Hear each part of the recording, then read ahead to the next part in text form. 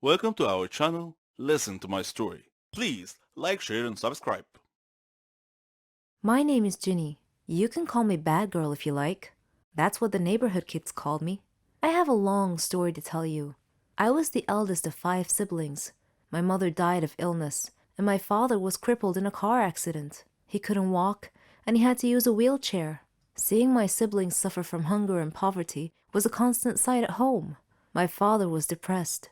Our neighbors helped us a lot, but I was constantly worried what would happen if they ever stopped, so I decided to try and find a job. I knew it wouldn't be easy because I was only 15. Who'd want to hire a 15-year-old? Though I was apprehensive and lacking confidence, I made up my mind to get a job. I went to many places: clothing shops, flower shops, grocery stores.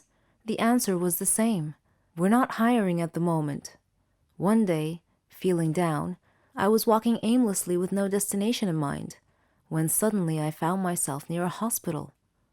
On an impulse, I entered. I saw a nurse, but she seemed too gloomy to talk, so I looked around and found another nurse who looked a bit kinder. She noticed me and asked if I needed any help. I told her that I was looking for a job. Any job. I'd even mop and clean. She felt sympathy for me and told me not to worry. Then she went into the manager's office. I was worried. Was I in trouble? A minute later, she called me in to meet the manager. He seemed very kind, and he quietly asked for my name. I told him it was Jinny. He told me that Martha, the kind nurse who was helping me, told him that I was looking for any job available. He said he had a job for me, but he was concerned that it might be a problem. I felt a pang of fear and asked what the problem was. He said that I would have to work night shifts. That was it? I felt so relieved. I immediately agreed, and he said that he liked my enthusiasm and that I could start tomorrow. I was so happy. I returned home quickly, hugged my siblings, and kissed my father's hands. I told them everything about my new job. My father looked at me sadly and said that I was too young to have to bear this responsibility. I told him that it was okay and that I could deal with it. When I went to work at the hospital every night, there was a gang of young kids who were always loitering around the neighborhood. I hoped they wouldn't bother me, but my hopes were in vain. They made fun of me every time I passed them. I never told my family about this, though. I began work as a cleaning lady, but due to my diligence and intelligence, I was able to learn a little bit about nursing. So, I was able to get promoted, first to nursing assistant, then to a nurse. My colleagues supported me a lot. Everything was almost perfect, except for the neighborhood gang that was always bothering me and calling me Jinny the Bad Girl. I wished they would just go away and leave me alone. Then, one day, a miracle happened. While I was working at the hospital, the neighborhood bullies came in, carrying their leader. He was badly injured. His whole body was covered in blood. They were shouting for someone to help them, and when they saw me, they pleaded with me to save him. I worked quickly with the other staff. His condition was serious. He had been in a terrible motorcycle accident. The staff and I worked feverishly to stabilize his condition and treat him. After stabilizing him, I was exhausted. Suddenly, I felt someone coming close. It was the gang. They apologized for making fun of me and asked me to forgive them. They said they didn't know that I worked at a hospital. I smiled and told them it was okay and that I considered them to be my brothers and sisters. Another nurse went to them and told them that their friend was okay now. I was so happy that my problem was solved. They called me over to talk to their leader. He had tears in his eyes and told me that he was so sorry and asked me to forgive him. He was so sincere that I was moved. I gently asked him to be quiet and get some rest. As I was walking away, he called me and thanked me again. After that incident, the manager called me in and praised me for saving the patient's life that day. I was still a long way from achieving my dreams, but I had a good head start, and the neighborhood gang began calling me the Mercy Angel. We lived with a monster who knew no mercy. He would hit and insult us all the time. I wished him dead on a daily basis. He would kick me out of the house often. But as we all know, there comes a turning point in everyone's life that either ends in success or tragedy. Oh, I forgot to introduce myself. My name is Lara. I am the middle sister among 4 siblings. We lived with a cruel father, whose bad behavior had long erased any kind memories we may have once had for him. Our mother was kind, lovely, and responsible. She used to take care of us in every way, but she finally had to abandon us because she just couldn't take any more of Father's abuse. I remember the scene vividly to this very day. There was a big fight between my parents. At the end of it, Mother had opened the door while holding a suitcase. We were too young to understand anything at the time. She was crying as she turned and walked out of our lives forever. We were expecting Father's attitude to change after that, but it didn't. He continued mistreating and ridiculing us every opportunity he got, neglecting us completely. He gave us neither food nor clothes, only a very small amount of money to fend for ourselves. What could we do? We had to live with the situation. He would often return home drunk at midnight. Scared, we'd stay quiet in our rooms. The only bright spot in our lives was our dear brother Philip. He was Father's favorite son, which caused us to depend on Philip to get anything we need, like money or other necessities. Philip was so funny.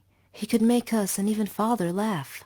He had a way with Father and could usually manipulate him to protect us a little. We all loved Philip. He was the only sunshine in our miserable, gloomy existence. One day, we woke up in the middle of a stormy weather. We turned on the TV and listened to the news. It said the bad weather had spawned a huge tornado. It was heading our way. They advised people to stay inside. We all looked at each other, knowing full well that our old worn-out roof could not withstand the tornado. Philip said he needed to talk to Father. After he knocked and entered Father's room, we heard Father shouting at Philip. Philip had a look of fear on his face. Father then shouted, "If anyone wants to fix anything at home, then he is welcome to, but I will not fix anything." Philip gasped and said, "But Dad, it's a big tornado." Father then grabbed Philip by the collar and pulled him up close, saying, "Then you go fix it." Philip was so afraid he couldn't swallow. Father dragged Philip to the backyard. He brought nails, wood, a hammer, and a long ladder. Philip was terrified when Father pushed these things at him and told him to get to work. Philip begged, "Please, Dad," but Father just shouted, "Go." Philip took the nails, the hammer, and the wood and began to climb the ladder up to the roof. The wind was howling, blowing very hard, and I had a feeling of dread that something terrible was about to happen. Father just stood there, not worried about Philip's safety at all. To calm us down, Philip looked at us, as if to say, "Don't worry, everyone. I'll be okay." There were many wires on the roof. Suddenly, a strong gust of wind caused Philip to lose his balance, and he reached out to grab onto something to keep from falling. Unfortunately, he got hold of an uninsulated wire. He screamed at once and fell off the roof. We watched, horrified, and began screaming. Father frantically rushed over to Philip's body lying on the ground. He lifted Philip's head into his arms and rocked him gently, but Philip was dead. He got electrocuted. We had never seen Father cry, but he cried a lot that day. At Philip's funeral, we all stood and looked at the photo, showing Philip smiling like an angel. Father hugged us as a group and said, "Please forgive me, kids. I'm so sorry. I didn't realize that I loved you all so much. I'm so sorry for not being a good father." We believed him. We hugged him back. He was being sincere with us for once. From that point on, he was a changed man. He gave us everything. Love, attention, money. Now we love our home and our lives. I can finally say truthfully, with all my heart, I love you, Daddy. I confess that I love money and fame. People envy me for it, or they did. I've been a prima donna since the day I was born. All girls dreamt of being me. My father helped my brother and I achieve all our dreams. But there was one fly in the ointment, and this is my story. My name is Amelia. I'm 17 years old. My father's a businessman. My mother came from a rich family, so we were quite wealthy, rolling in dough, one might say. My brother Arthur was handsome, older than me. He went to flight school. We lived a good life without a care in the world. We had everything: cell phones, clothes, cars, servants, opportunities to travel the globe. We wanted for nothing. The most important thing was our happiness. And so my story starts at the villa where I lived with my family. My father employed many servants to attend to our every need. Martha was our head servant. She was in her 40s, funny, smart. Arthur and I loved her. Oddly, we didn't view her as a servant because she took such good care of us. Mother didn't seem to like her for some reason. and was always mistreating her. Father, however, adored Martha. Once I left my iPod in the garden, and I was going to get it. On my way to the garden, I passed by Father's office, so I decided to go and talk to him. He was at his desk, and Martha was standing next to him, crying. I figured it was because Mother had mistreated her again. Father saw me standing there, and he asked me why I was still awake, and I told him about my iPod. I didn't think much of it at the time. As time passed, Mother and Martha's disputes became more frequent every day. Father wasn't home a lot, but whenever he came home, he would always ask about Martha first. One time, when this happened, I noticed that Mother glared at Father. I couldn't understand why. Father was often away traveling for long periods of time. One of those times, I noticed that Martha was always tired because Mother was making her work very hard. Mother never let her relax. One day, after midnight, I went to Martha's room to check on her, and I was shocked to see that she looked different than I remembered. I asked if she was pregnant, and she said that she was, but that I shouldn't tell anyone, otherwise she'd get fired. I didn't understand why my parents would fire her for being pregnant. A few days later, we received some really horrible news. Father's plane had crashed, and there were no survivors. We were stunned. All of us were crying, but Martha was crying especially hard. Suddenly, Martha fainted, and we took her to the hospital. Our life had changed overnight. After the funeral, Father's lawyer called us about Father's will. He came to our home and met my mother, Arthur, me, and Martha, and 2 other servants. The lawyer began reading the will. He started with Mother's inheritance, then mine, then Arthur's, and then Martha's. He looked at Martha, cleared his throat, and said in a quiet voice, "Martha, the deceased has left you 10 million to raise your child." The lawyer read the last line of Father's will, which said, "Martha's child is mine." We all gasped, but Mother suddenly lost it. Enraged, she attacked Martha as the lawyer pulled Mother away from her. Arthur was holding his head in his hands, and I was shocked. I said to Martha, "How dare you? How dare you do this to us? This is our money. You don't deserve any of it." Then I spoke to the lawyer. "Please tell me this isn't true." He replied helplessly, "Unfortunately, it is." Arthur was glaring at Martha, and he said coldly, "Martha, you are going to die." Martha looked very frightened upon hearing this. That night, the other servants helped Martha sneak out of the house. Arthur came to my room that same night and told me that we had to kill Martha.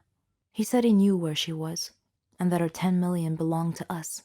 At first, I was hesitant to get involved. I mean, that was murder, but in the end, I reluctantly agreed to help him. The next day, we made a call and hired a hitman to rid us of that disaster. Later, we received a call from him. He said that Martha was no longer a problem.